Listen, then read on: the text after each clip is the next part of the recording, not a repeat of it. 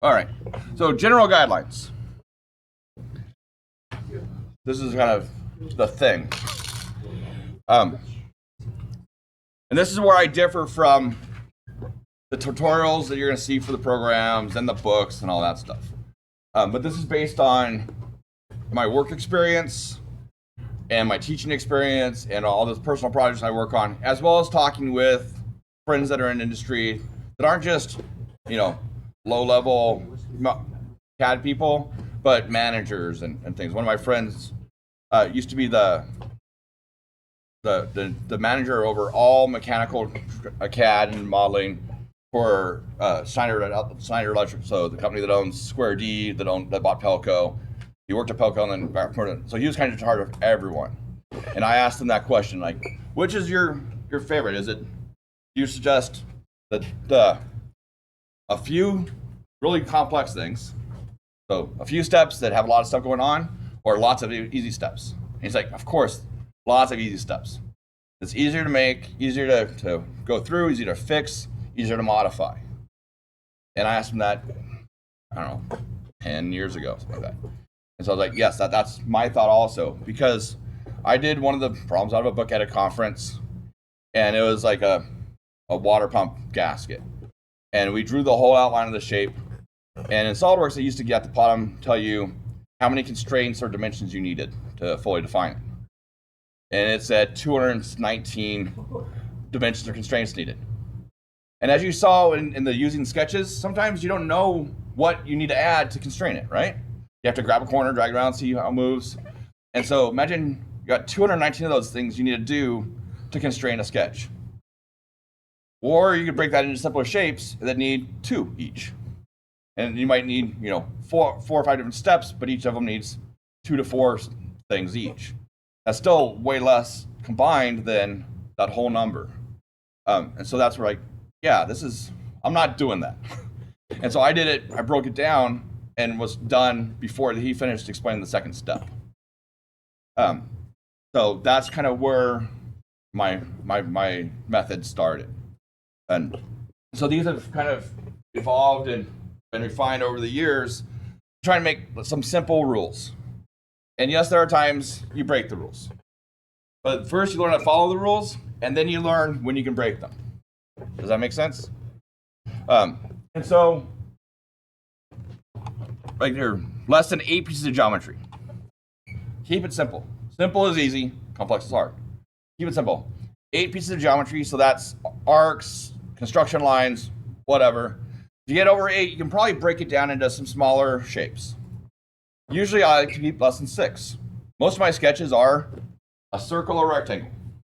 Or I sketch on a face, and those captured edges don't count, and I add 1 new line. So now I've added 1 thing, not 8 things, right? And so keep it simple. Use the pre-made shapes. Don't draw a rectangle, use the rectangle command. Don't draw the slot, use the slot command, right? So that's why we did those sketch tool things. Always add your relations. So relations and constraints, same thing. SolidWorks, it's called relations. Inventor and Fusion is called constraints. So add relations or constraints first. Grab a corner, make sure it behaves the way you want it to behave before you add any dimensions. And then once everything's behaving correctly, it's staying centered, things are moving proportionally, whatever, then add your dimensions. Okay? Once you add a dimension, so a lot of you saw that when you're doing using sketches, that as soon as you add a dimension, it kind of locks you down, right? It starts locking down on what you can do. Now you can't add another constraint. So now it's going to be over constrained. So constraints first, then add your dimensions. So that's kind of where you're in a sketch. That's the process. Does that make sense? And so kind of do it easy, keep it going. And that's why I also don't like patterns. If I did a pattern, would I break any of these rules? If I did a slot and I patterned it twice, or let's say 3 times, would I break one of these rules? Yeah, because now I'd have 4, 8, 12 pieces of geometry, plus the center lines or whatever. So now I'm breaking rule number 1, or guideline number 1. If I mirror it, now I've got stuff on both sides. Like, that's too much. Do one thing. Okay? Explain that again. I'm sorry. So keep it simple. Don't pattern in a sketch because you're gonna break my rules. So always think, like, if you start getting your sketch complex, like this, you're probably doing too much. Like, this guy posted this and he's like, help me. Like, what is going on? Like, that's too much stuff going on in one sketch. Don't do too much stuff. So, also when we're deciding what things to do, that's our features. So remember, our sketch features are what? What are the 4 sketched features? No, those are sketch tools. Sketched features. Extrude. Revolve. Sweep. And loft. Right? Those are our sketched features. And then we have the placed features like hole, fillet, and then chamfer, shell. And then we have reusable things like patterns and mirror, right? We're using stuff we already made. And so if you have an option of either doing it as part of the sketch or as an applied or placed feature, pick the applied feature. Don't draw a circle and extrude it to make a hole. Use the hole command. If you can, add the fillet later on, and you don't need it in the sketch, draw it with a sharp corner and add the fillet later on. Because you might decide, oh, I don't want that there, or I need it to be a chamfer or something like that. And then it's harder to change the sketch than it is just to delete a feature. And so we'll do some more of that in Unit 3 of kind of how to pick that, especially with fillets and things. But if it's a hole, use the hole command. The end. The end. Don't extrude a circle there ever.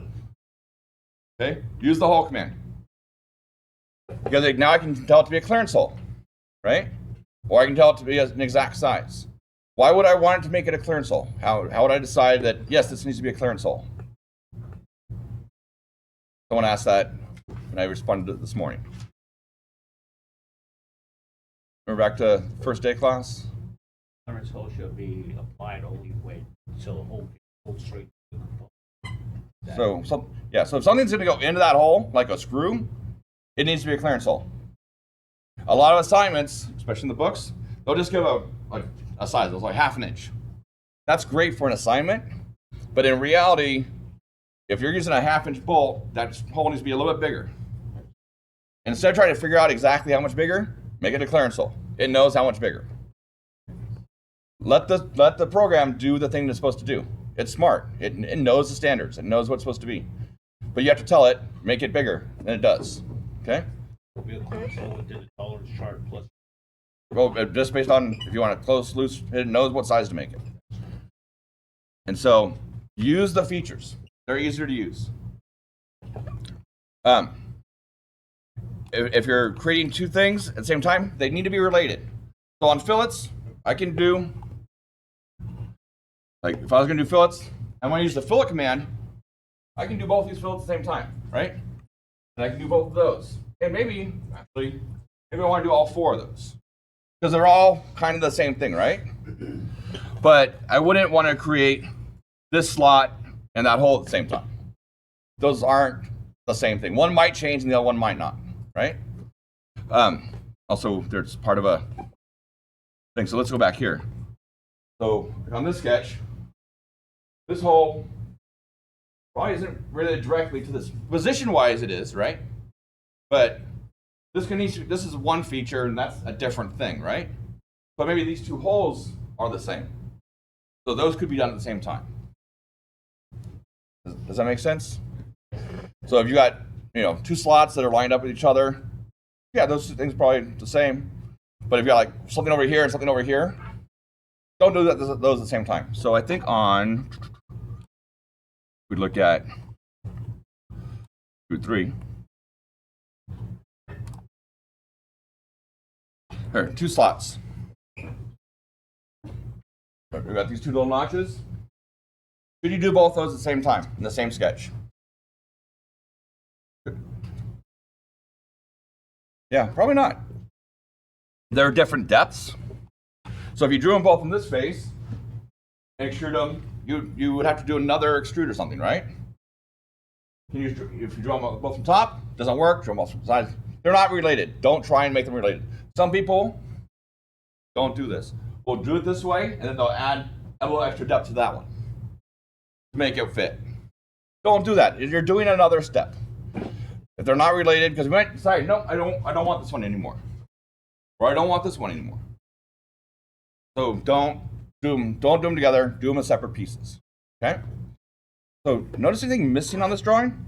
One person noticed it. What? The depth. Oh yeah. Two things are missing.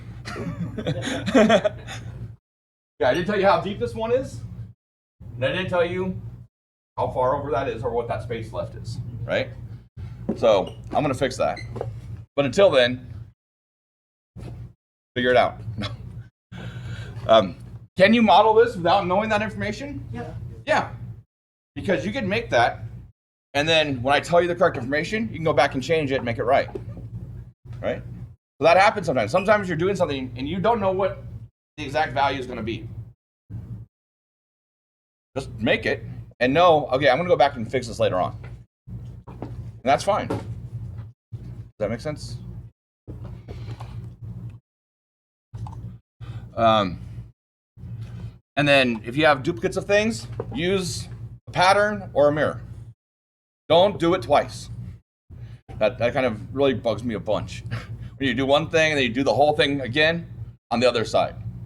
Like, why are you doing that? You've already done the work. So like on this, can I mirror this down?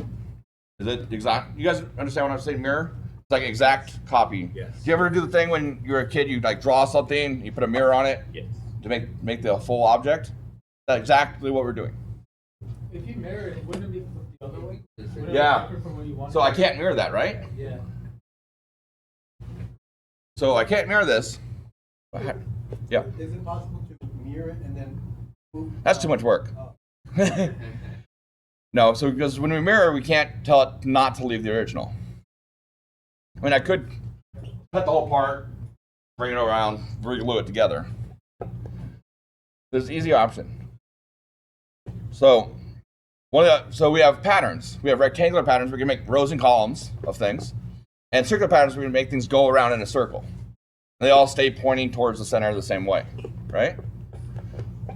Usually you do that with like 3, 4, 5, 10, whatever. But if you only do 2 options, you get this. Because now that one's facing that way. If you take that and just spin it 180 degrees, now it's facing the other way, right? So that was a circular pattern with just 2 items. The one part of it that most people don't think about.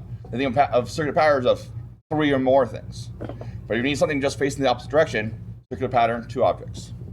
And you get that. And I use that a lot now. It took me like 10 years to figure that out. Circle pattern. So doing a circular pattern, but with just 2 items. So now instead of just flipping it as a mirror, now it'll flip it the other way. Oh, okay. So now it brings it around the circle, makes 180 degrees a lot different. It took me a long time to figure that out. Because I was like, okay, how to cut the part, turn it, glue it together. And it took me, I was like, why did I think about it a long time ago? Now that's why I make you guys do it. I just showed it to you guys so you're like, oh, you don't have to go through that process that I had to go through. You're modeling in a circle, and then you would just choose Yeah. the Z Yeah, axis. so I just draw the top half. So Then if you, choose the Z axis and drag. Okay. yeah, so like on here, right there. Away.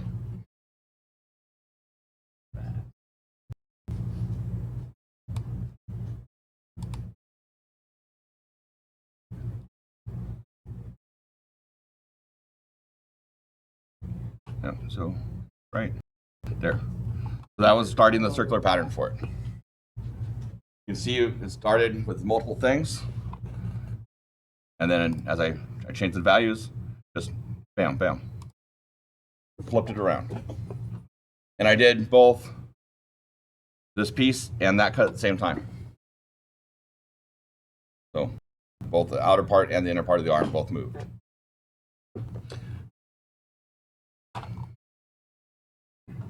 So use those, and then use your appropriate condition. So blind. So if I just want to stop a certain distance in, blind. If I want to go all the way through, go all the way through. Or tilt up to the back surface. Or up to another surface of something. Use those things. So that way if you change the depth, and you want it to hold it all the way through, and you make it 2 inches instead of 1 inch, it still goes all the way through. Or it goes up 2 and stops before the next thing, if you only want to cut through one side, not both sides. So it's always think about, like, how might I change this thing, and how do I want it to behave after I change it, and then how can I simplify the steps to get there? Does that make sense? Like a little bit more clear than now that I've explained it again? All right.